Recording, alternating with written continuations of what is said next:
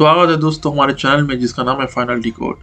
आज मैं ऐसे शख्स का बायोग्राफी रिव्यू करने जा रहा हूँ जिसका नाम से अमेरिका कांपता था। अब आप बोलेंगे कौन आदमी जिसका नाम से अमेरिका कांपता था, जिसका पीछे अमेरिका हाथ धोकर पड़ गया था, चाहे CIA हो या FBI हो, अमेरिका का हर एक एजेंट उसका पीछे पड़ गया था, एक अकेला सिंगल पर्सन का पीछे। तो मैं आज आप लोगों के सामने जूलियन असांज के बारे में बताऊंगा। जूलियन असांज कौन था और उसने अमेरिका का नाक में कैसे करके दम कर दिया था, उसके ऊपर आज वीडियो रहेगा। ये वीडियो 2 पार्ट में रहेगा। आज पहला पार्ट में उसका अर्ली लाइफ और उसका हैकिंग के बारे में हम लोग जानेंगे और उसने क्या वीडियो लीक किया था, और नेक्स्ट डे में ये जानेंगे कि किस तरीका से अमेरिका ने उसे परेशान किया और अमेरिका लाने के लिए अभी भी उसे कोशिश कर रहा है। देखिए, जूलियन असांज का पूरा नाम जूलियन पॉल असांज था, जिसका जन्म 3 जुलाई 1971 में ऑस्ट्रेलिया में हुआ था। ये एक एडिटर भी था, पब्लिशर और एक एक्टिविस्ट था, और खासकर बहुत कोई लोग इसे विसल ब्लोअर भी बोलते थे। और ये खासकर इसका काम था इन्वेस्टिगेटिव जर्नलिज्म का ये काम किया करता था, गवर्नमेंट को एक्सपोज करने का काम किया करता था। और ये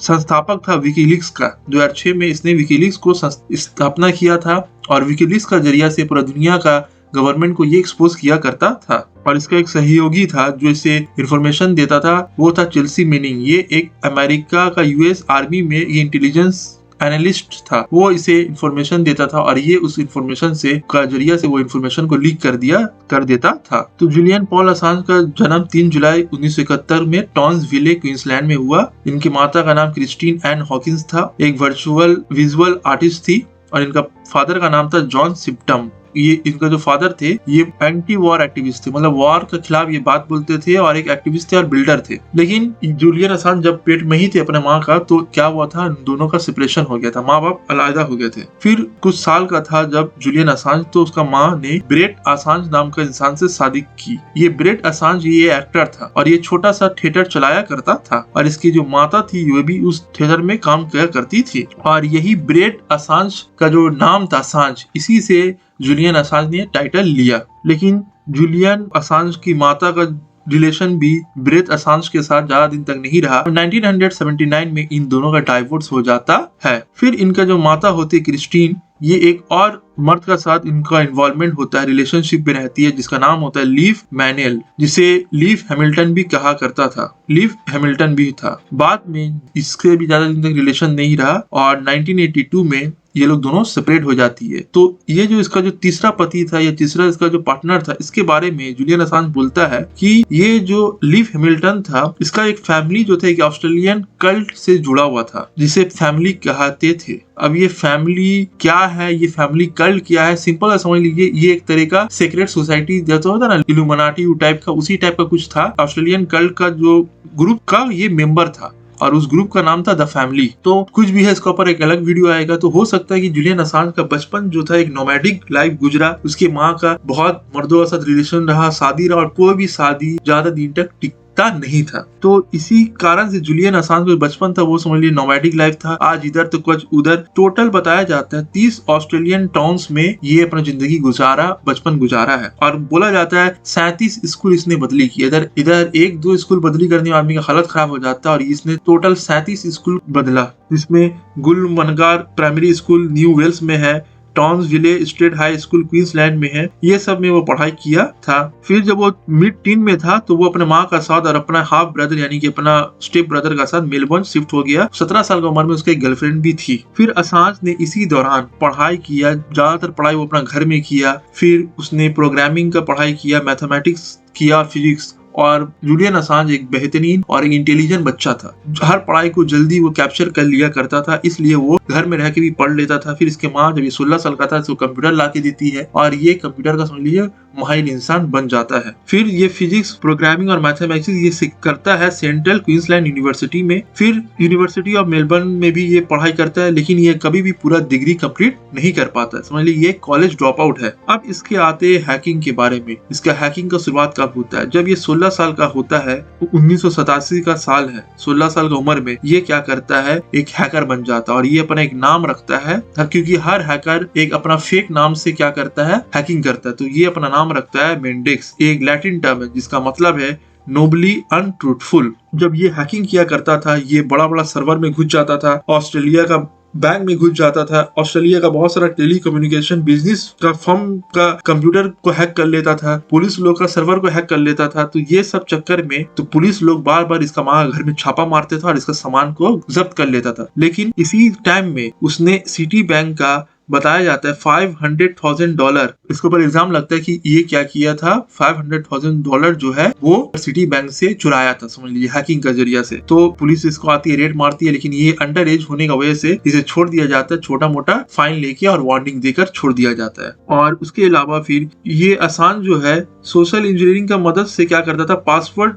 निकालता था। ओवरसीज टेलीकम्युनिकेशन कमीशन फ्रेमवर्क लोग का पासवर्ड निकाला, और भी बहुत सारा समझ लीजिए ऑस्ट्रेलियन फेडरल सिस्टम जो गवर्नमेंट है उसका हैकिंग करता था, बहुत सारा बैंक को हैक करता था, बहुत सारा टेलीकम्युनिकेशन का सिस्टम को हैक करता था। और द सिडनी मॉर्निंग हेराल्ड में एक लेख भी छपता है जिसमें बताया जाता था, ये लेख में छापा था कि ये अपना दौर में सबसे नोटोरियस हैकर था। ये सिडनी मॉर्निंग हेराल्ड का ये कोटेशन था कि ये ऑस्ट्रेलिया का सबसे नोटोरियस हैकर है, बदनाम हैकर जिसे कहा जाता है। गार्जियन 1991 में गार्जियन एक लेख छपता है। गार्जियन तो आप समझते हैं, गार्जियन एक बहुत फेमस न्यूज़पेपर है, पूरा वर्ल्ड वाइड चलता है। तो वो 1991 में एक लेख छापता है जिसमें बोलता है ऑस्ट्रेलिया का एक फेमस हैकर कौन, जुलियन असांज। तो ये हैकिंग में तो ये बहुत माहिर था, ही बहुत सारा हैकिंग करता था, बार बार पुलिस के घर में रेड भी मारते थे, और ऑस्ट्रेलिया में इसमें ये बदनाम था कि ये एक हैकर है। तो इसका हैकिंग में इसको इम्प्रूव मिलता था, ये बहुत जगह घूमता भी था क्योंकि इसका बचपन पूरा सफरी में गुजरा है। तो ये सोचता है कि कुछ ऐसा किया जाए दुनिया में जो चल रहा है आज हम लोग को, जो मीडिया जो दिखाता है, क्योंकि ज्यादातर जो मीडिया आउटलेट है इसको कहीं ना कहीं से गवर्नमेंट बैकिंग होता है, क्योंकि मीडिया को एड मिलता है, मीडिया का जो फाइनेंसर होता है वो लोग कौन होता है, कहीं ना कहीं से गवर्नमेंट से उन लोग का लिंक होता है। तो ये जितना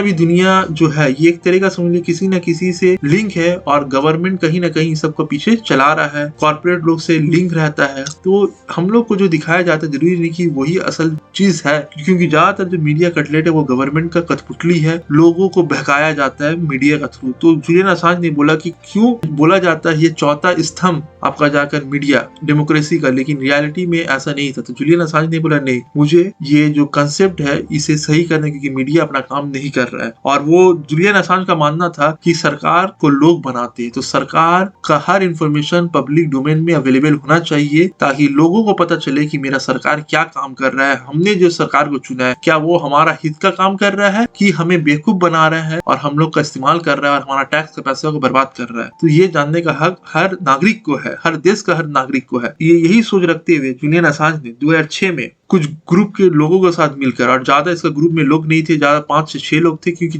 जितना ज्यादा लोग होगा इन्फॉर्मेशन लीक होगा। तो इसलिए तो ये कुछ लोग का साथ मिलके क्या करता है, 2006 में एक वेबसाइट का लॉन्च करता है जिसका नाम होता है विकीलीक्स। और ये इस विकीलीक्स का थ्रू वो क्या करता है, सेंसिटिव और क्लासिफाइड डॉक्यूमेंट, जो सरकार का मिलिट्री का क्लासिफाइड डॉक्यूमेंट जो पब्लिक डोमेन में अवेलेबल नहीं होता है, जो एकदम सीक्रेट डॉक्यूमेंट्स होता है, उसे वो लीक कर देता था। सबसे पहले दिसंबर 2006 में ये एक पहला पब्लिकेशन वो डालता है, एक सोमाली रेबेल लीडर का पेपर को लीक करता है, जिसमें एक सोमाली रेबेल लीडर अपना जो गनमैन है, अपना जो फाइटर्स है, रेवोल्यूशनरी है, उन लोग को वो आदेश देता है कि आप लोग बंदूक उठाइए और जो भी ऑफिशियल है, गवर्नमेंट ऑफिशियल, उन सबको मार दीजिए। यानी कि हथियार उठाकर जेनोसाइड करने का बात बोल रहा है। बाद में बोला जाता है कि ये उतना वेरीफाई था नहीं था, तो इसके ऊपर कोई ऑथेंटिसिटी नहीं मिलता है। लेकिन जो भी हो, ये जो वेबसाइट ने सबसे पहला सोमाली में रेबेल लीडर था उसका खिलाफ जो बोल रहा था, उसी का खिलाफ ये बात उसने छापा था। सिर्फ ऐसा ही नहीं, इसके अलावा बहुत सारा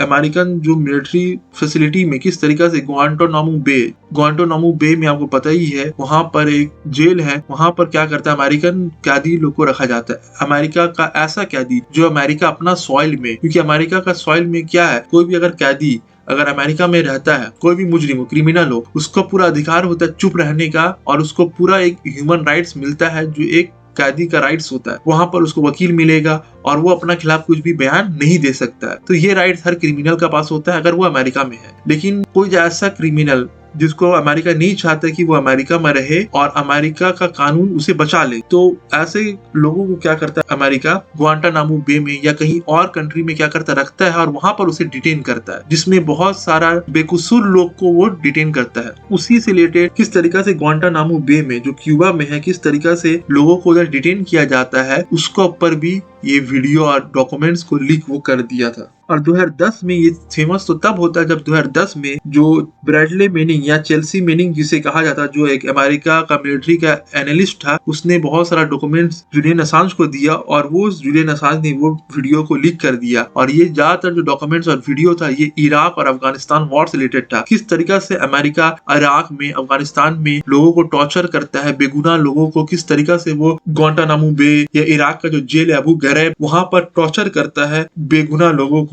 जहां पर अगर मान लीजिए उस वीडियो में डॉक्यूमेंट्स में है कि अगर 500 लोगों को उसने पकड़ा, उसमें से मुश्किल से जो फाइटर्स है, जो अमेरिका का दुश्मन है, वो 10 या 20 होंगे। ज्यादातर लोग यानी 99% लोग बेगुनाह लोगों को वो भरता था, कौन? अमेरिका, अपना जेल में, और उन लोगों को टॉर्चर करता था और बाद में उन लोगों को छोड़ता था। किसी किसी को तो मार ही देता था, कोई कोई तो गायब हो जाते थे क्योंकि उन लोग का आवाज सुनने वाला कोई नहीं था। तो ये जो वॉर क्राइम जो अमेरिका ने इराक और अफगानिस्तान में किया था उसका पर एक्सपोज कर दिया किसने?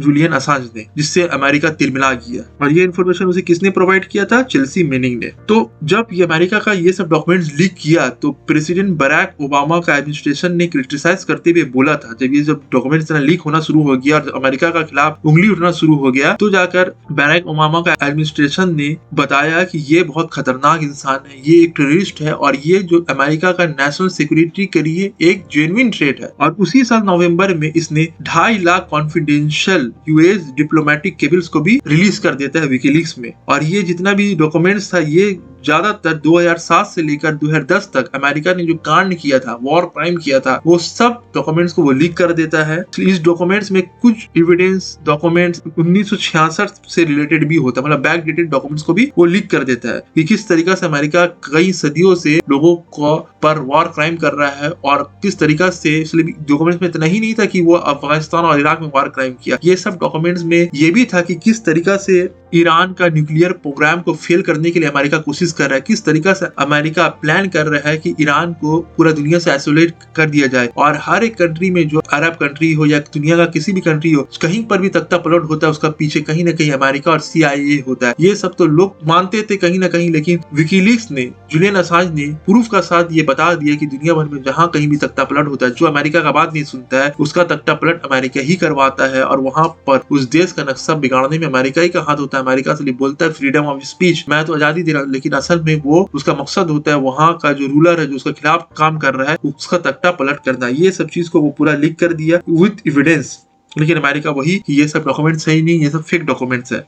तो ये सब देखते हुए अमेरिका के बहुत सारे पॉलिटिशियन लोग ने कंडेम किया और बोला कि नहीं, जूलियन असांज को अमेरिकन सॉइल पे लाया जाए और उससे एज अ क्रिमिनल नहीं, एज अ टेररिस्ट ट्रीट किया जाए। अमेरिका टेररिस्ट को क्या मानता है कि उसका साथ कोई समझौता नहीं होगा, उसे कोई भी ह्यूमन बेसिक जो ह्यूमन राइट्स होता है वो नहीं मिलेगा। उसे जहां पाओ उसे गोली मार दो, उसके ऊपर एयर स्ट्राइक कर दो, उसको फांसी दे दो, मतलब कोई भी उसको बेसिक ह्यूमन राइट्स नहीं मिलेगा। यानी कि अमेरिका का नजर में वो टेररिस्ट है। सोचिए, अमेरिका को एक्सपोज कर दिया तो वो टेररिस्ट हो गया। आज दुनिया में ज्यादातर जो सरकारें हैं वो यही करता है, जो भी सरकार को एक्सपोज करता है उसे टेररिस्ट या आतंकवादी या देशद्रोही का इल्जाम लगा दिया जाता है, क्योंकि सरकार का पास कोई भी प्रूफ या पुख्ता पोजीशन नहीं है जो क्या करे उसका जवाब दे सके। तो सरकार क्या करता है बेवकूफ बनाने के लिए, क्योंकि मेजोरिटी ऑफ द वर्ल्ड में जो पॉपुलेशन है ज्यादातर लोग बेवकूफ है। क्यों? क्योंकि उन लोग वही देखते हैं जो उन्हें दिखाया जाता है और उसी को देख के मान लेते हैं। उन लोग अपना रिसर्च नहीं करते, इसका नुकसान उन लोग को भुगतने पड़ता ही। आज दुनिया में महामारी, बीमारी हो या दुनिया भर में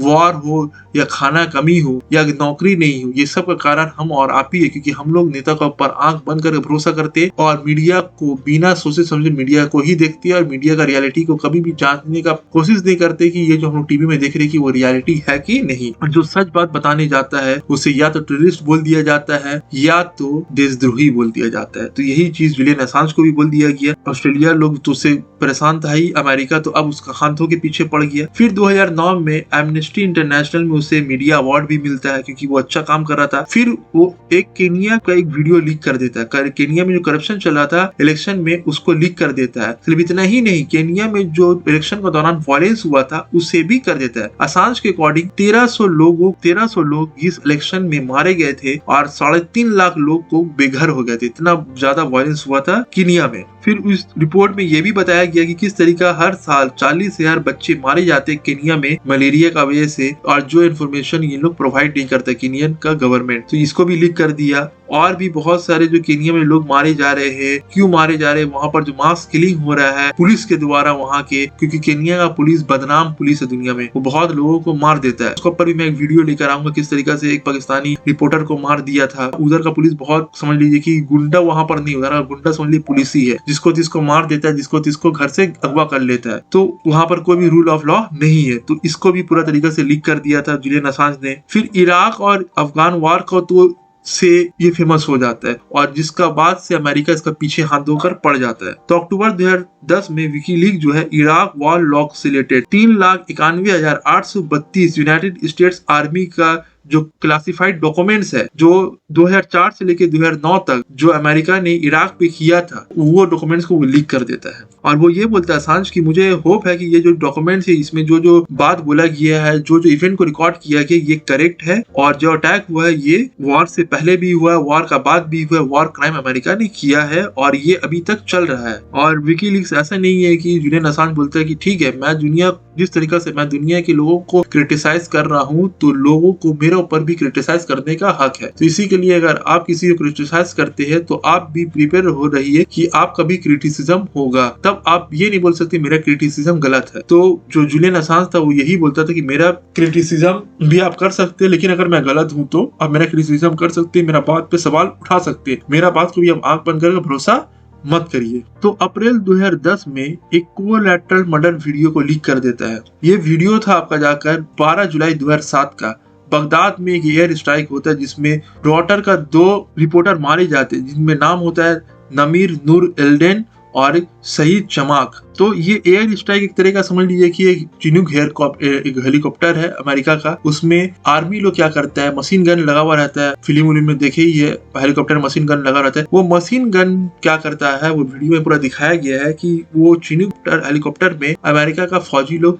अनाधुन गोली चला रहा है, किसके ऊपर, आम सिविलियन लोग के ऊपर, जिसमें 2 रिपोर्टर का 2 जर्नलिस्ट है जिसका नाम था नमीर नूर एल्डेन और उसका एक असिस्टेंट था शहीद चमाक। ये लोग दोनों मारा जाता है और उसके साथ साथ टोटल 18 सिविलियन भी मारा जाता है। तो अमेरिका का ये सब वीडियो लीक कर देता है। बहुत सारा एयर स्ट्राइक जो आम सिविलियन लोग के ऊपर किया, इसके ऊपर भी वीडियो था। वहां पर देखिए आप अमेरिका में क्या होता है आपको बता दूं। ये तो जो वीडियो था कि आम जनता पर गोली चलाया, रिपोर्टर को मारा, ये तो एकदम परफेक्ट वीडियो है। इसमें तो उन लोग जानबूझ के मारा था। और कहीं पर वो लोग क्या करते हैं कि एक फेस रिकॉग्निशन होता है। अगर आप ईगल आई मूवी देखे हो तो उसमें दिखाया है किस तरीके से आर्टिफिशियल इंटेलिजेंस जो अमेरिका का दुश्मन उसको रिकॉग्नाइज करता है, फेशियल जिसको रिकॉग्निशन बोला जाता है। तो लेकिन आर्टिफिशियल इंटेलिजेंस भी गलती करता है, कंप्यूटर भी गलती करता है और गलत आदमी को रिकॉग्नाइज कर लेता है। तो इसी ऐसे ही रिकॉग्निशन सिस्टम अमेरिका का पास और यूरोपियन कंट्रीज का पास है, ज्यादातर कंट्रीज का पास है। तो वो लोग क्या करता है, वो किसी को भी फेस टारगेट किया, वो मैचिंग करता है कि ये कितना परसेंट जिस शख्स को लोग टारगेट करते हैं उससे कितना परसेंट मैच करता है। अगर वो 80% मैच हो रहा है या 90% मैच हो रहा है तो उसको मारना है, क्या करना है, एयर स्ट्राइक करना है कि नहीं करना है या छोड़ देना है, ये सब डिसीजन होता है। तो वहां पर भी वही दिखाया गया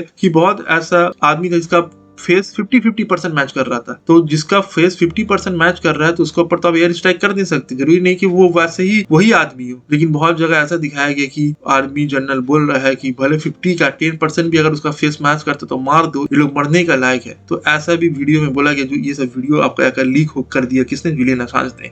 सोचिए, अमेरिका हमेशा यही दावा करता है कि ज्यादातर यूरोपियन कंट्री और अमेरिका का अलाई, नेटो हो या अमेरिका का जितना भी अलाई हो, लोग ये बोलते हैं कि हमारे एक आदमी का जान इन लोगों का हजारों जान से ज्यादा कीमती है। अगर हम लोग का एक आदमी का जान बचता है उसके लिए हम लोग हजारों को लोग मार देते, बेगुनाह लोग को चलता है। ये अमेरिका का ऑन रिकॉर्ड ये कहना है। तो आज मैं आप लोगों को क्या क्या वीडियोस ने लीक किया, किस तरीके से डॉक्यूमेंट्स को लीक किया और क्यों अमेरिका इसका जान का पीछे पड़ गया, अब क्या अमेरिका ने ट्रिक खेला इसे फंसाने के लिए, ये हम लोग नेक्स्ट वीडियो में जानेंगे। आज तक मैंने बता दिया उसका अर्ली लाइफ के बारे में, उसका बचपन कैसे गुजरा था और वो क्यों अमेरिका को एक्सपोज किया और किस तरीके से अमेरिका का सच सबका सामने लाया। लेकिन आज सच सामने आने के बाद भी लोग अंधा ही की तरह अमेरिका को फॉलो करते हैं और अमेरिका का अलाई के ऊपर आज भी वैसे ही भरोसा करते हैं जैसा अपना ऊपर नहीं करते। तो आज तो इंटरनेट का जमाना है, उससे सही नॉलेज लेना है और सही गलत का पहचान करना है, नहीं तो लोग हम लोग को मारते रहेंगे और हमें ही मार के और हमारा भाई को हमारा खिलाफ खड़ा कर देंगे। तो ये चीज हमें जानना है और हम लोग हमेशा